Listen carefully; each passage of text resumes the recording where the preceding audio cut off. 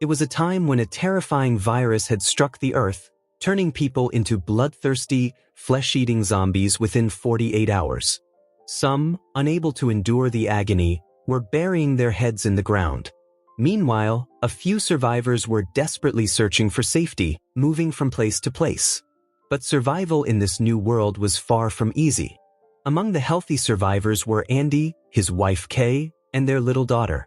They were traveling down a river on a houseboat. Where they were going, why they were going, they didn't know themselves. They only knew that to survive, they had to stay far away from the infected. As they journeyed, Andy spotted a family on the riverbank. He wanted to approach them, but the man from that family didn't want him to. He pulled out a gun, signaling that he would shoot if Andy came any closer. So, Andy and his family continued their journey on the river. Evening was approaching when they moored their houseboat in a quiet spot. Andy and his wife were talking, deeply worried. The food they had would only last them a few more days. Andy, looking at a map, told Kay about a military camp where they might find safety. Besides, all the people in populated areas were now infected. The next morning, they set off again towards the military camp. After traveling a short distance, Andy spotted an abandoned boat. Since they were low on food, Andy went aboard to look for supplies or anything useful. He found food and many other essential items. As Andy was collecting everything, he noticed a horrifying sound coming from one of the boat's cabins. He didn't dare to check what was inside and quickly returned to his own houseboat. What Andy found on the abandoned boat would be enough for them to survive well for 2 months. Andy gifted his wife a bottle of wine he'd found on that boat, because it was their wedding anniversary. Later, without telling Andy, Kay went to the abandoned boat herself, hoping to find more food or supplies. Just as she was about to return, someone was seen dragging her back inside the boat. Meanwhile, Andy was awakened by the sound of his little daughter crying. When Andy with the baby girl went looking for Kay, he saw blood on the floor. Going into the bathroom, Andy found Kay sitting there, covered in blood. A zombie had bitten her leg. It meant the sound Andy had heard from the cabin of that abandoned boat was coming from a zombie. When Kay went there, the zombie attacked her. Kay was now infected. Within 48 hours, she would turn into a zombie. Kay set a 48-hour timer. Since Kay was now infected, she wanted to get off the boat somewhere. Because after 48 hours, when she fully turned into a zombie, she would attack her husband and child. Andy tried to console her, saying, "There are many kinds of animals out here, maybe something else bit you?" But Kay had seen it clearly. A zombie had bitten her. Andy loved his wife dearly. He wanted to find a hospital nearby to get her treated. So, they decided to leave the houseboat and travel on foot. Elsewhere, a 12-year-old girl named Thumi was shown. She threw a dead rabbit into a pit. Zombie sounds echoed from within the pit, meaning this girl was keeping a zombie trapped there and feeding it, while guarding the area around the pit. Who was in this pit, or why this girl was guarding it, we would find out later. Meanwhile, Andy and Kay, walking, reached a car station. They decided to take a car from there to continue their journey. The cars had been lying there for a long time, so they needed some repair. Just as Andy was getting a car ready to drive, a zombie appeared. Luckily, they managed to escape in the car. After driving some distance, they stopped the car. Kay got out to change their daughter's diaper. When Kay took too long to return, Andy got out of the car. He saw his wife writhing on the ground. Kay was now infected. She was slowly turning into a zombie. This was a symptom of the virus. Then they started their journey again. After some time, Kay noticed her saliva and blood had become sticky and viscous. She didn't have much time left. She wanted to jump out of the car to commit suicide. She understood that she would eventually become a danger to her husband and child. Kay didn't want to go with them. She told her husband to leave her there and go somewhere far away. Andy calmed her down, saying, "We still have a lot of time. In the meantime, we'll find the military camp and you'll get treatment. You'll be fine." Meanwhile, the zombie that Thumi had kept trapped in the pit had escaped. The zombie wandered onto the road. Andy was approaching in his car from the opposite direction. Suddenly, seeing the zombie in front of the car, Andy lost control.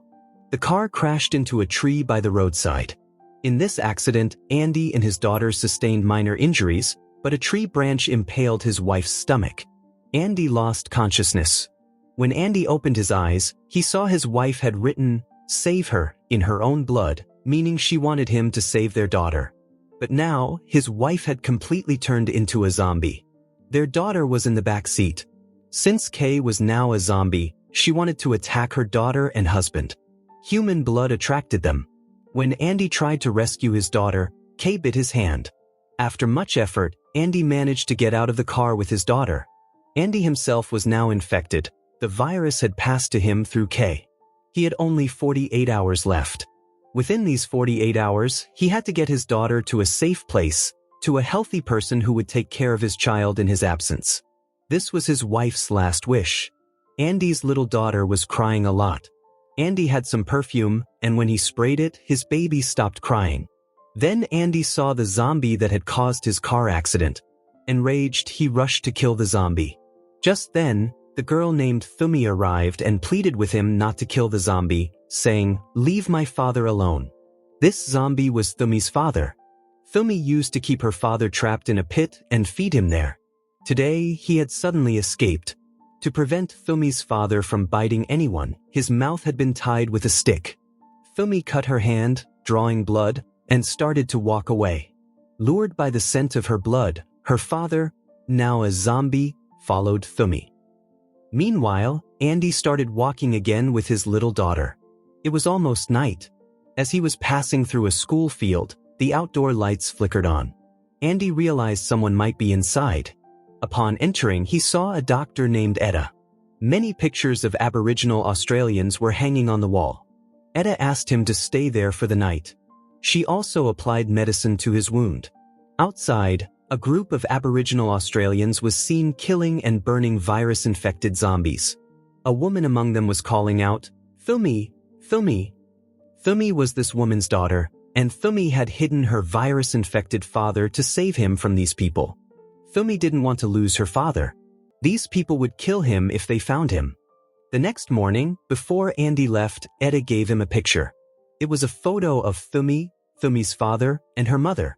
Etta said, "If you want to keep your daughter in a safe place, find these people. Your daughter will be safe with them." Then Andy started walking again, searching for the nearby military camp.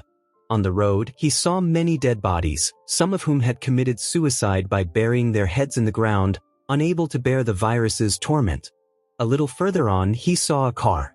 As he approached it, a man named Vic Carter, who was trapped under a gas cylinder, shot and killed a zombie rushing towards Andy. Vic had come here to get gas cylinders but unfortunately got trapped.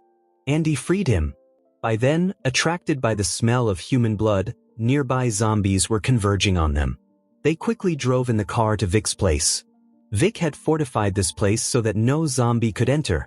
Another girl named Lorraine lived there with Vic.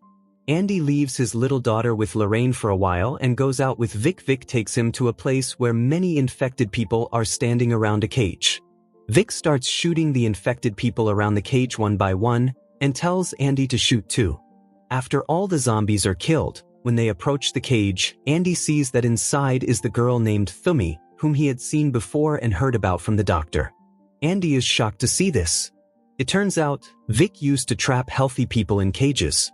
The scent of their blood would attract the infected, the zombies, who would gather around the cages. After killing these zombies, Vic would collect their valuable belongings. He planned to use these valuables when the world returned to normal. Andy also sees an Aboriginal Australian man imprisoned in another cage. Vic scatters blood around that cage so that the infected will quickly gather, drawn by the scent. Seeing all this, Andy becomes very upset. Vic tells Andy not to dwell on it. That night, Andy leaves his daughter with Lorraine and goes outside. Andy wanted to commit suicide, thinking his child would be safe with Lorraine and Vic. Just then, Lorraine arrives.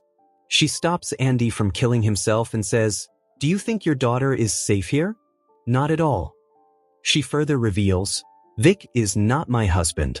In fact, he used to keep my husband captive in a cage to lure and kill the infected. After some time like this, he killed my husband." Moreover, Lorraine has also found out that Andy is infected. She noticed the sticky substance on Andy's daughter's clothes but hasn't told Vic Andy only has 20 hours left. Andy wanted to take his daughter and Lorraine to that family by the riverbank. Just then Vic appears, having overheard everything. Vic knocks Andy unconscious. When Andy regains consciousness, he finds himself in the cage with Thumi. Thumi was scared of him because the previous day, Andy had been with Vic. Andy tells her not to be afraid, saying he won't harm her. He's a prisoner now, just like her. Now they had to escape somehow. The iron cage door was very heavy. It was impossible for one person to open it. So, Andy ties one end of a chain to the top of the door, and on the other end he ties some meat and throws it far away. Attracted by the scent of this meat, some zombies start fighting over the meat tied to the chain and begin to pull. This causes the cage door to rise. Seizing the opportunity, Andy and Thumi get out of the cage and go straight to Vic's house, where Andy's daughter was. They also take Lorraine with them. Wasting no time, Andy, his little daughter, Thumi, and Lorraine start to flee. Hearing the noise, Vic comes out. He fires at Andy to stop them, but Lorraine steps in between, and the bullet hits her. She dies instantly. Andy, his little daughter, and Thumi escape and take shelter in a cave. Although Vic pursues them, he can't find them in the darkness of the night and has to return, disappointed. That night, Andy becomes sicker. He doesn't have much time left. The next morning, they continue their journey. Andy's sole purpose now is to hand over his daughter to the family he saw by the riverbank, so they can take care of her in his absence. On their way, they come to the place where Thumi's father was kept. Before they arrived, the Aboriginal Australian people had killed Thumi's father and, according to their customs, had respectfully placed his body among the trees. Thumi is devastated by this. Andy tries hard to console her, but she couldn't understand. Since Thumi didn't want to go with Andy, he starts walking alone in search of that family. He only has 9 hours left. Then, he suddenly falls to the ground and starts convulsing. This is what happened to those infected with the virus. He faints. A little later, Thumi hears the baby crying and comes there. When Andy regains consciousness, he sees Thumi standing there, holding his baby. After this, Thumi wants to go with him. Thumi knows all the paths in this area. Guiding him, Thumi quickly takes him to that family by river, using a small boat. When they reach the family, they see that the head of the family is digging graves for themselves. The head of that family is infected with the virus. He too has been bitten by a zombie. He too is slowly turning into a zombie. In this state, he has decided to commit suicide along with his entire family. The man shows Andy his revolver and says, "There are 6 bullets here. 4 will be used for my family, and the remaining 2 are for you, Andy, and your daughter." He was telling Andy to commit suicide. Andy's wife's last wish was to save their daughter, so Andy would never commit suicide. He would save his daughter by any means necessary. As he was returning from there, he heard 4 gunshots. The man had killed his entire family and then himself. Andy picks up the man's revolver. There are still 2 bullets left in it. Andy was in extreme despair. Meanwhile, Thumi finds a picture of her family in Andy's bag, the picture Etta had given Andy. After seeing this picture, her trust in Andy grows. In this moment of despair, Thumi sits beside Andy. Pointing to the other side of the mountain, from where smoke was rising, Thumi tells Andy, "My family is over there. I want to go back to my family. Will you come with me?" Andy agrees to go with her. Afterward, the 3 of them were walking along a railway line to get to the other side of the mountain. When they reached a tunnel, they saw Vic there. Vic hadn't seen them yet. Andy tells Thumi to hide in a car. He then goes and stands in the line of tethered zombies, the ones Vic had tied up. A little later, Vic starts shooting them one by one. When he gets close to Andy, Andy pulls out the revolver and attacks Vic. Eventually, Vic snatches the revolver from Andy and shoots him.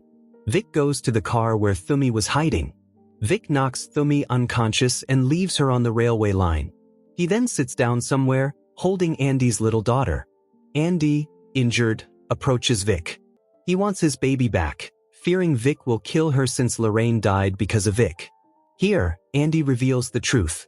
He says, "Lorraine was never yours. You kept her captive by force. Besides, The injustices you commit against people are not right either. Vic realizes his mistakes. Crying, he hands the baby back. Andy's physical condition has worsened even more. He sets out with his little daughter and Thumi to reach those Aboriginal Australian people. Andy is now extremely ill. He only has a few hours left, but they have a long way to go. Thumi was also unwell. She had a head injury. Despite being sick himself, Andy encourages Thumi. He motivates her. The three of them slowly start walking. Many times along the way, Andy falls to the ground. He couldn't walk. He realizes his end is near. He asks Thumi to promise him that she will take care of his daughter after his death. Thumi promises him. Then, Andy ties his own hands securely and puts pieces of ice in his mouth so that he can't bite even if he wants to. He ties a piece of meat to the end of a stick, which is dangled in front of him. Since zombies are attracted to meat, the scent of this meat in front will make Andy move forward. On his back were his little daughter and Thumi. On the other side, those Aboriginal Australian people are seen killing zombies. And they are burning the zombies' bodies with fire so that no one else gets infected by them. Among the Aboriginal Australian people was Thumi's mother. At that moment, slowly through the smoke, Andy approaches. On his back were his little daughter and Thumi. Finally, the three of them reach that safe place. Andy has now completely turned into a zombie. In the end, those people kill Andy. And they perform his last rites according to all their customs. Andy's little daughter is now safe. Those people take the girl to their shelter.